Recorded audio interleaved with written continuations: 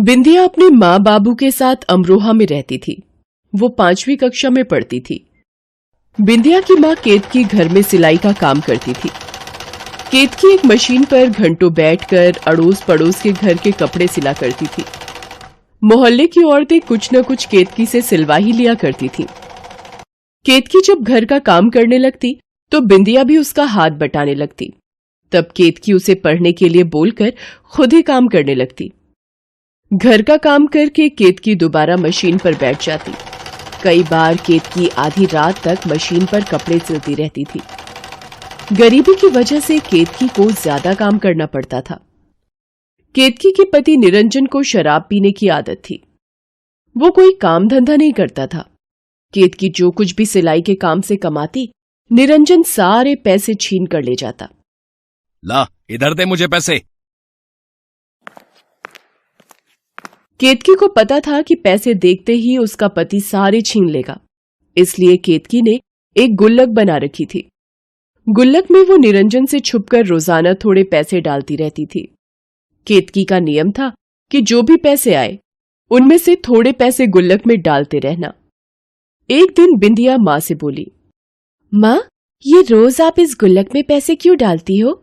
पैसे तो खर्च करने के लिए होते हैं ना। बिंदिया, मेरी बिटिया, सारे पैसे खर्च करने के लिए नहीं होते। कुछ पैसे हमें जोड़कर बचाकर भी रखने चाहिए, जो हमारे बुरे वक्त में काम आते हैं। समझी बिटिया रानी? अच्छा, ये बात है। माँ, मैं खेलने जाऊं? मेरी सहेलियां बुला रही हैं।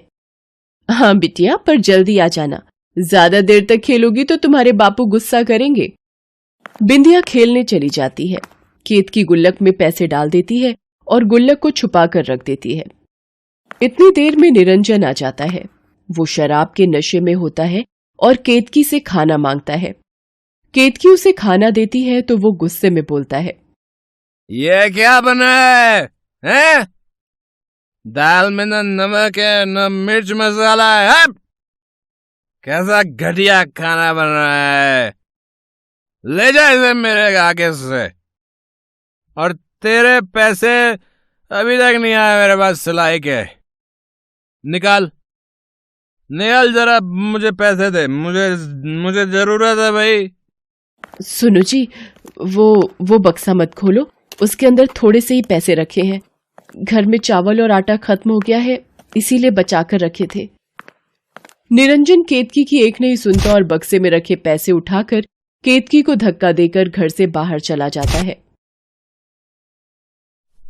इतनी देर में बिंदिया आ जाती है। वो अपनी माँ को इस हालत में देखकर रोने लगती है। केतकी उसे चुप कराती है। दिन बीतने लगे।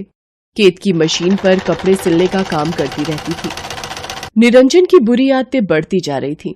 अब तो वो जुआ भी खेलने लगा था। अब तो वो घर का कोई भी सामान, बर्तन, कुछ भी ले जाता और बेचकर उन पैसों से जुआ खेलने लगता। एक दिन, माँ, खीर खाने का बहुत मन है, आज बनाओ ना माँ। ठीक है, तू घर का ध्यान रख, मैं बाजार से थोड़े दूध और चावल लेकर आती हूँ। ठीक है माँ, मैं घर का ध्यान रखती हूँ। केतकी बिंदिया के लिए खीर बनाने का सामान लेने बाजार चली जाती है। तभी पीछे से कुछ लोग घर आते हैं और घर का सारा सामान फेंकने लगते हैं। केतकी जैसे ही वापस आती है, वो देखकर डर जाती है। उसके हाथ से खीर का सारा सामान नीचे गिर जाता है। वो शोर मचाती है कि ये क्या कर रहे हो, ये सामान क्यों फेंक रहे हो। बिंदिया भी रोने लगती है कि हमारा सामान क्यों फेंक रहे हो, पर वो लोग नहीं मानते और घर का सारा सामान तितर बितर कर देते हैं। उनमें से एक आदमी कहता है, ये घर तुम्हारे पति ने हमारे सेठ जी को बेच दिया है। तुम्हें अभी इसी वक्त ये घर खाली करना होगा। कहीं भी जाओ, हमें इससे कोई मतलब नहीं। ऐसे कैसे घर बेच दिया? आप हमारे से ऐसे घर खाली नहीं करा सकते। हम कहाँ जाएंगे? माँ, ये लोग हमारे घर का सारा सामान फेंक रहे हैं। मेरी गुड़िया को भी तोड़ दिया। माँ, जाओ आप लोग यहाँ से, ये हमारा घर है। चुप कर लड़की, अब ये घर तेरा नहीं, हमारे सेठ जी का है। चलो निकलो यहाँ से। केतकी और बिंदिया दोनों रात तक घर के बंद दरवाजे पर बैठी रहती हैं। केतकी बड़ी मुश्किल से बिखरा हुआ सामान समेटती है। तब तक निरंजन भी आ जाता है। वो नशे की हालत में होता है। केतकी उससे पूछती है, आपने घर बेच दिया मुझे बिना बताए? अब हम कहाँ रहेंगे? इतनी रात में हम कहाँ जाएंगे? आपने ये क्या कर दिया? ये घर मेरा था, मेरा, समझी? मैंने बेच दिया। तू जायदाद नहीं लाई थी अपने माँ बाप के घर से, समझी?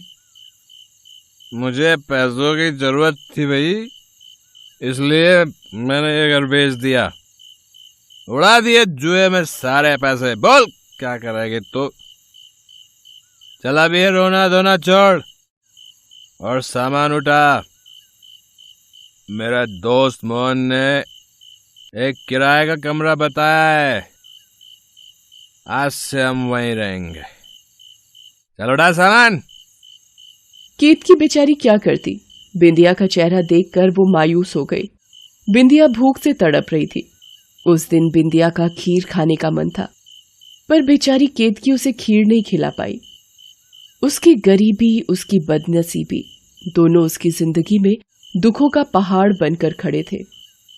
छोटी बच्ची बिंदिया की खातिर उस वक्त केतकी चुप हो गई, पर उसका मन पूरी तरह से टूट चुका था। उसका अपना घर, जिस घर में वो ब्याह कर आई थी, वो उससे छूट चुका था। निरंजन केतकी और बिंदिया को लेकर किराए के घर में रहने आ गया। धीरे धीरे समय बीतता गया। केतकी ने किराए के मकान में मशीन पर कपड़े सिलना शुरू कर दिया। जो थोड़े बहुत लोग वहां उसे जानने लगे, वो उससे कपड़े सिलवाने लगे।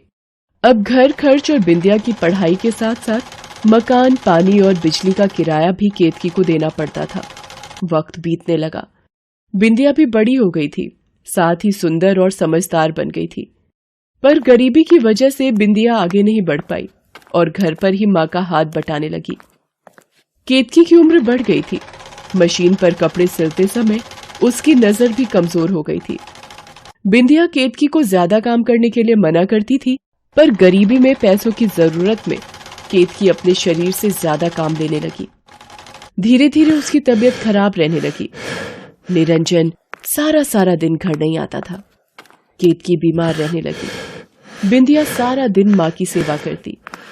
केतकी को अब बस बिंदिया की शादी की चिंता थी कि उसके जीते जी बिंदिया की शादी हो जाए। एक दिन अरे कांता दीदी, आप बहुत दिनों बाद आना हुआ। कब से आपसे मिलने का मन था। हाँ केतकी, सोचा कि तुमसे मिलाऊं। कुछ सालों से गांव में ही थी, दोबारा अमरोहा वापस आ गई हूं। कल आई तो पता चला कि तुमने अपना मकान बेच दिया और यहाँ किराए पर रहने आ गई। कई सालों से गांव में ही थी तो तुम्हारी कोई खोज खबर ही नहीं थी। क्या बात है केतकी, तुम्हारी तबीयत ठीक नहीं लग रही? कुछ नहीं कांता दीदी, वो मौसम का असर है, अपने आप ठीक हो जाएगा। बिंदिया बिंदिया, कांता दीदी आई हैं, उनके लिए चाय बना ला। ये तुम्हारी बेटी बिंदिया तो बहुत बड़ी हो गई। जब देखा था तब तो बहुत छोटी थी। इसकी शादी की कहीं बात की? नहीं मौसी, हम गरीब लोग हैं, इतनी आसानी से लड़का कैसे मिलेगा। बस इसी की शादी की चिंता सताती रहती है। मेरी तबीयत भी ठीक नहीं रहती। मेरे जीते जी इसकी शादी हो जाए, बस मेरी सारी चिंताएं दूर हो जाएंगी। निरंजन का तो आपको पता है, उनकी आदतें अभी भी वैसी की वैसी ही हैं। तुम अगर कहो तो मेरी नजर में एक लड़का है जिसे एक सुशील समझदार लड़की चाहिए। बिंदिया दिखने में सुंदर है, उसे पसंद आ जाएगी। लड़का कपड़े की दुकान पर नौकरी करता है, कोई खाने पीने की आदत नहीं है, बस लड़की घरेलू चाहते हैं। कांता दीदी, आप बात कर लो। अगर बिंदिया का रिश्ता हो जाता है तो मेरी सारी चिंताएं दूर हो जाएंगी और मैं आराम से मर सकूंगी। माँ, तुम ये मरने की बातें मत किया करो। कांता मौसी, समझाओ माँ को, ये हर वक्त मरने की बात करती रहती हैं। कांता दीदी के कहने पर लड़के वाले बिंदिया को देखने आते हैं और शादी के लिए हाँ कर देते हैं। बिंदिया का रिश्ता पक्का होने पर केतकी बहुत खुश होती है। उसके सिर से बिंदिया की शादी की चिंता दूर होने वाली होती है। डॉक्टर के मना करने के बाद भी केतकी मशीन पर कपड़े सिलना बंद नहीं करती। उसे बिंदिया की शादी के लिए पैसे जोड़ने थे, इसलिए ज्यादा से ज्यादा काम करने लगी। एक दिन मशीन चलाते हुए केतकी बेहोश हो जाती है। डॉक्टर केतकी का चेकअप करता है और बिंदिया से कहता है कि ज्यादा कमजोरी और शरीर का ध्यान न रखने की वजह से केतकी को हार्ट अटैक आया और वो स्वर्ग से धार जाती है। बिंदिया के ऊपर तो मानो दुखों का पहाड़ टूट जाता है, मानो उसके शरीर का कोई हिस्सा ही अलग हो गया हो। वो रो रो कर माँ माँ चिल्लाने लगती है। माँ तुम कहाँ चली गई? माँ तुमने मुझसे वादा किया था कि तुम मुझे अकेला छोड़कर नहीं जाओगी। मैं किसके सहारे जीऊंगी माँ? नहीं माँ, तुम मुझे छोड़कर नहीं जा सकती। मैं इस दुनिया में बिल्कुल अकेली पड़ जाऊंगी माँ। माँ माँ देखो, कुछ दिनों बाद मेरी शादी है। मैं किसके सहारे डोली में विदा होंगी माँ? माँ वापस आ जाओ, उठो माँ उठो।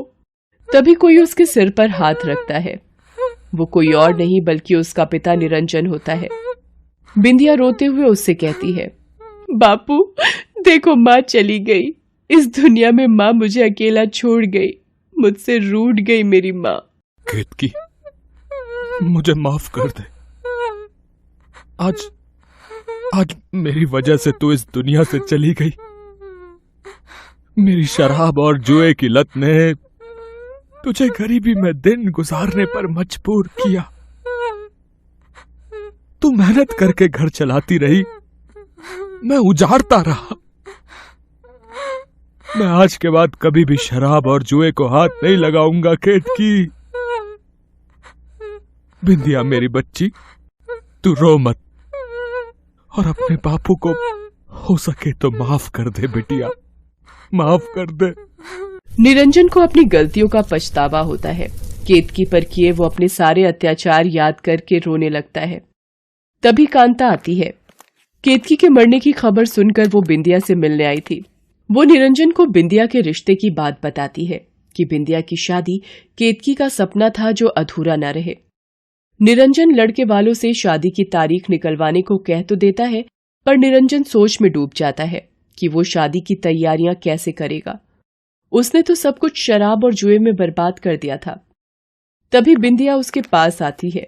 उसके हाथ में माँ की वही गुल्लक होती है जो वो बचपन से माँ को संभालते हुए देख रही थी।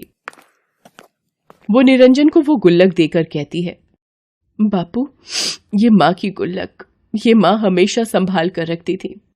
कुछ दिनों पहले उन्होंने मुझे दी और बोला कि इसे मैं रख लूं और अपनी शादी से पहले इसे तोड़ूं। गुल्लक केतकी की दी हुई?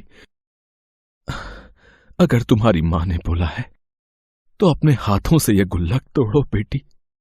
बिंदिया अपनी माँ की गुल्लक को तोड़ देती है। वो जैसे ही गुल्लक तोड़ती है, उसमें से ढेर सारे रुपए और एक चिट्ठी मिलती है जिस पर लिखा होता है, मेरी बेटी बिंदिया की शादी के लिए। ये देखकर निरंजन फूट फूट कर रो पड़ता है और बिंदिया भी ये देखकर अपनी माँ को याद करने लगती है। निरंजन गुल्लक के उन रुपयों से बिंदिया की शादी करता है और बिंदिया अपनी माँ के आशीर्वाद को लेकर अपनी ससुराल विदा हो जाती है।